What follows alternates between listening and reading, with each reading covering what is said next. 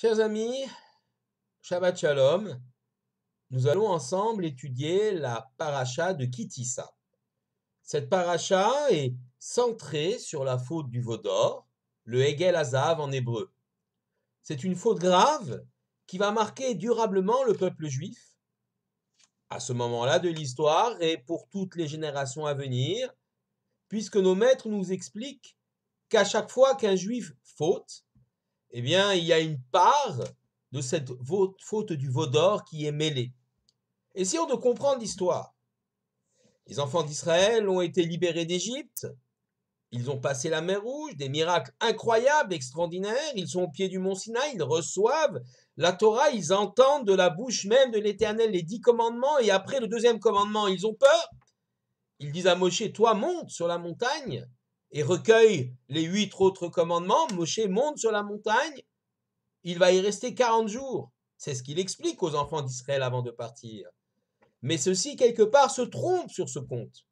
Ils commencent à compter ces 40 jours, le jour même du départ de Moshe, alors qu'il fallait compter à partir du lendemain, Moshe étant parti au milieu de la journée. Forcément, à la fin du compte des 40 jours, de leur compte des 40 jours, mais 39 jours pour Moshe, ils s'inquiètent. Moshe ne revient pas. Il lui est arrivé quelque chose, il est mort. Panique dans le camp. Qui va nous guider? Qui va nous mener jusque en terre d'Israël? Alors, l'idée germe de fabriquer un emblème, quelque chose qui va nous guider.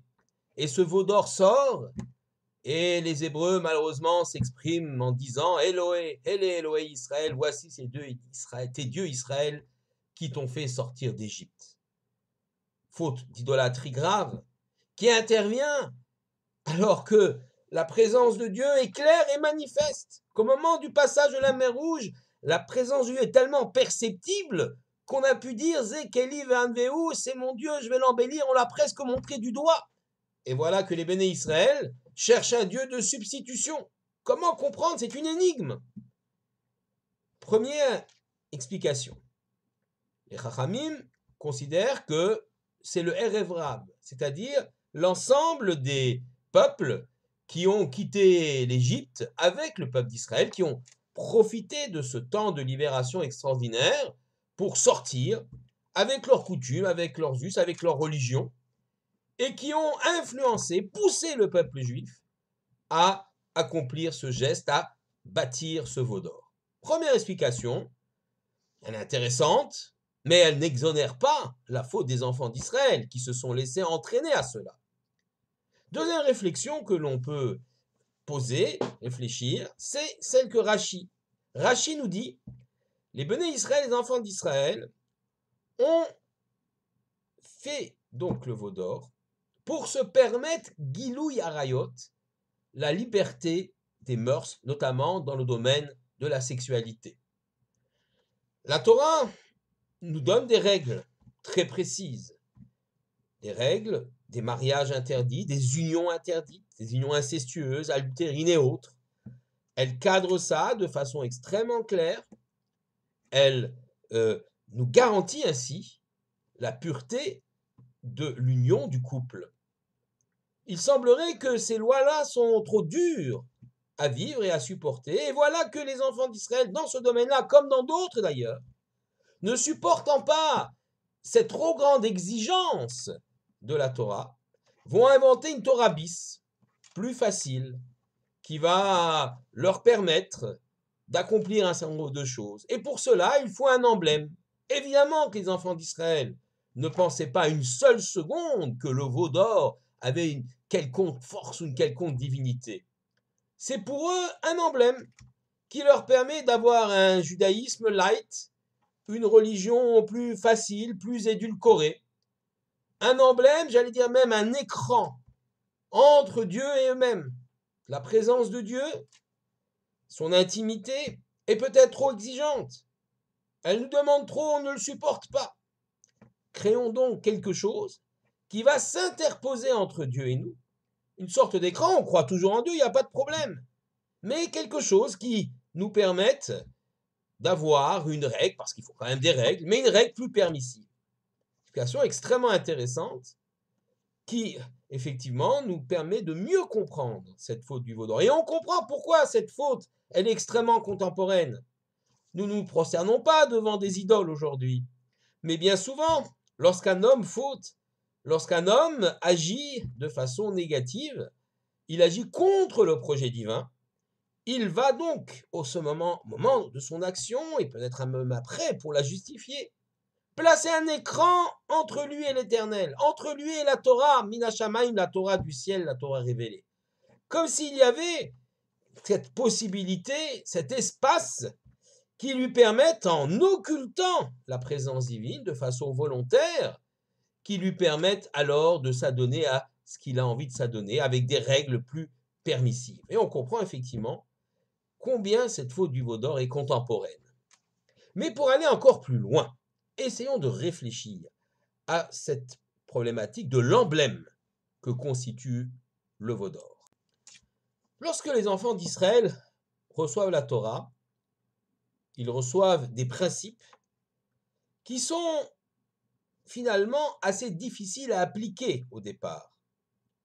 La personnalité qui va leur permettre de vivre ces principes dans la vie quotidienne est bien Moshe, qui est l'intermédiaire entre cette Torah révélée, ces textes, et la façon de les appliquer, de les pratiquer au quotidien.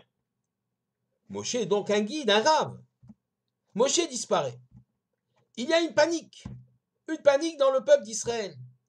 On est incapable de comprendre cette Torah du ciel, qui est bien trop difficile pour nous.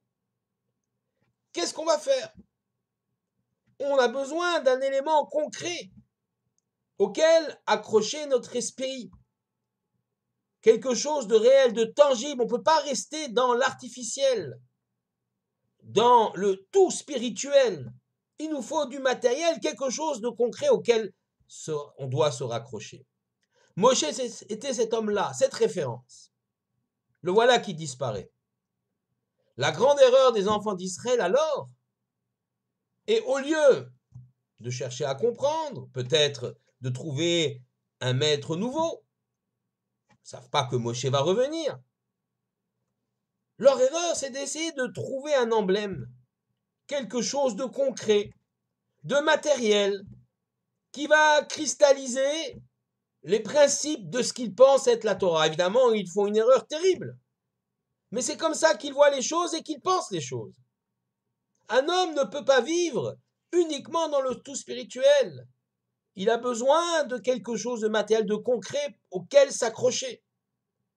Et on construit le veau d'or. Évidemment, c'est une erreur. Mais ce qui est intéressant, c'est que la réponse qui sera apportée par Moshe lorsqu'il va revenir de la montagne, bien sûr, il va briser les tables de la loi. Pourquoi les brise-t-il? Certains disent par colère.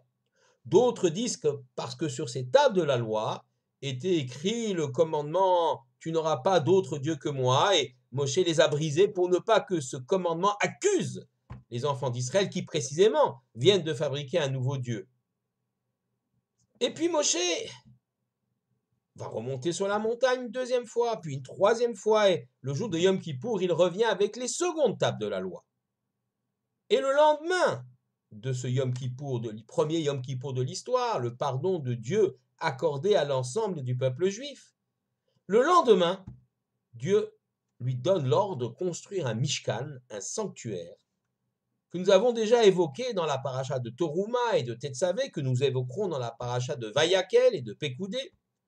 Ce sanctuaire, ce Mishkan, va être un lieu de rendez-vous entre Dieu et le peuple juif, entre Dieu et Moïse, intermédiaire pour le peuple juif. Et, nous disent nos maîtres, le Mishkan et le Tikkun, c'est donc la capacité, l'élément réparateur de la faute du veau d'or. Comment cela? En quoi le Mishkan est-il un Tikkun? Eh bien, comme nous l'avons dit, les Béné Israël perdus dans le désert, les enfants d'Israël perdus dans le désert, il n'y a plus Moshe comme référence, il n'y a plus de référence du tout. Ils ne comprennent pas cette Torah, qui est sublime, qui est extraordinaire, mais qui concrètement, matériellement, pour l'instant, ne leur parle pas. Alors, ils imaginent un emblème, le bœuf, le taureau, quelque chose qui est effectivement concrétise la force physique, Le taureau, c'est le tracteur, le bœuf, c'est le tracteur de l'époque, celui qui permet de labourer, celui qui permet finalement de labourer, de semer, de réaliser l'agriculture, donc je dirais l'élément essentiel de la vie agricole et donc économique de l'époque. La force, la puissance, et il rassemble tout ça dans cet élément en or, l'or étant également le symbole de la richesse. Ils ont donc un élément tangible auquel s'accrocher. Cet élément, bien sûr, constitue une erreur magistrale, mais tout de même, le Mishkan devient un lieu concret dans lequel les Hébreux peuvent accrocher leur œil, peuvent matérialiser quelque part le lieu de la présence divine, le lieu de la parole divine. C'est ce que nous faisons lorsque nous construisons des synagogues, des lieux de culte, lorsque nous avons des lieux sacrés, comme le Kotel Amaravi, le mur occidental, les vestiges du temple de Jérusalem, les tombes des tzadikim, etc. Tous ces lieux saints extraordinaires permettent à l'homme d'avoir quelques éléments concrets, tangibles, dans lesquels une atmosphère de sainteté, de kedusha va pouvoir se développer et ils vont pouvoir s'adresser à l'Éternel. Mais attention, la limite est extrêmement mince. On marche sur le fil du rasoir, si je puis m'exprimer ainsi, comme un funambule sur un fil, un équilibriste. Entre l'élément matériel nécessaire pour créer une atmosphère de kedusha, de sainteté, comme peut l'être une synagogue, par exemple, dans lequel l'homme va pouvoir se sentir mieux pour pouvoir aborder l'Éternel. Et puis, de l'autre côté, quelque chose qui va devenir un objet de vénération, où le moyen même devient un objet de vénération, ce qui constitue une forme d'idolâtrie. Eh bien, la limite, elle est extrêmement mince. C'est à nous de faire attention, de ne pas considérer le moyen comme une fin en soi, de ne pas considérer le lieu qui est un lieu sacré, de ne pas le considérer comme l'objet même de notre prière. C'est à Dieu que nous adressons. Ce n'est pas au mur, à la synagogue, à l'armoire sainte dans la synagogue que nous nous adressons. Nous adressons à Dieu. Ces moyens-là nous permettent, nous portent et nous permettent de nous élever. Ce sont des objets de kedusha qui nous permettent de nous élever. Mais les objets n'ont pas une vertu magique.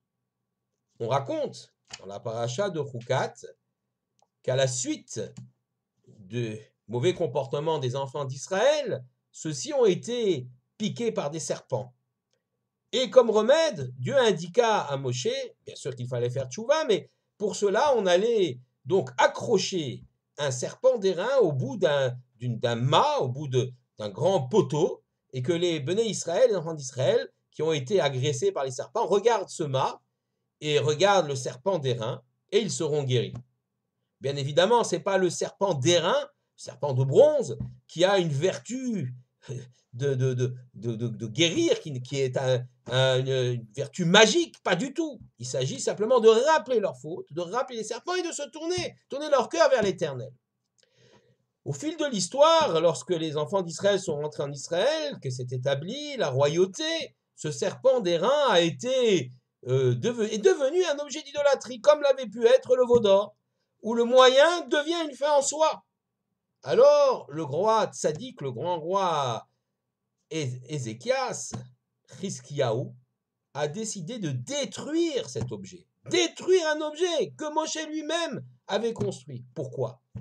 Parce qu'il a vu que cet objet était finalement devenu un objet de vénération, un objet d'idolâtrie. Je pense qu'effectivement, la mise en garde ici, que nous donne la Torah par rapport à la faute du veau d'or, c'est qu'il faut faire extrêmement attention. Dans le domaine de la Kedusha, dans le domaine de la sainteté, ne croyons pas que les enfants d'Israël étaient devenus des gens stupides, capables de croire qu'un veau en or peut les mener à terme, peut les mener en Israël, peut les sauver, peut garder le peuple d'Israël. Non. Les enfants d'Israël n'ont voulu construire qu'un emblème, comme un drapeau. Mais, très vite, l'emblème s'est substitué à ce qu'il voulait représenter.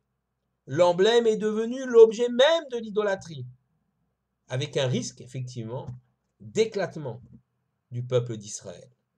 Et c'est cela que la Sidra Kitissa porte comme message. Dans le domaine de la Kedusha, il faut faire extrêmement attention.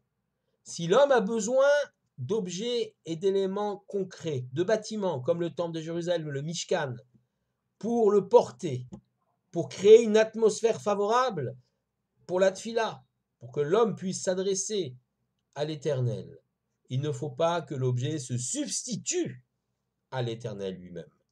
C'est là le sens de la faute du veau d'or. Très chers amis, aujourd'hui, le peuple juif est exemplaire. On le souhaite. C'est ainsi qu'il doit se présenter devant les nations. La spiritualité que nous portons est une spiritualité qui doit être tournée entièrement vers l'Éternel, et c'est le message de l'Éternel, par le biais de l'étude de son texte de la Torah, qui peut nous permettre de nous élever spirituellement. Évidemment, nous avons besoin d'éléments concrets sur lesquels nous appuyer. Le texte de la Torah lui-même est écrit sur un rouleau de parchemin. Il y a des lois, des halachot qui protègent ce Sefer Torah, qui montrent quel respect extraordinaire nous devons lui accorder. Il y a les lois du Bet HaKnesset, de la synagogue, qui montrent que ce lieu est sacré, que nous ne devons pas le souiller ou y faire n'importe quoi. Il y a le Bet Hamikdash, le temple de Jérusalem, qui malheureusement n'existe plus. Il y a le Kotel qui reste, le Har HaBayit, le lieu saint, la montagne sainte à Jérusalem, Yerushalayim, qui également sont des lieux d'une très grande sacralité. Mais cette Kedusha, cette sacralité, n'a de sens que parce qu'elle nous permet de nous élever vers Akadosh Baruch Hu, vers l'Éternel. Nous ne devons jamais l'oublier. Ce sont les objets de mitzvah, les objets du culte qui nous permettent de grandir et de retrouver effectivement le chemin et la parole de notre Créateur. Shabbat Shalom à tous.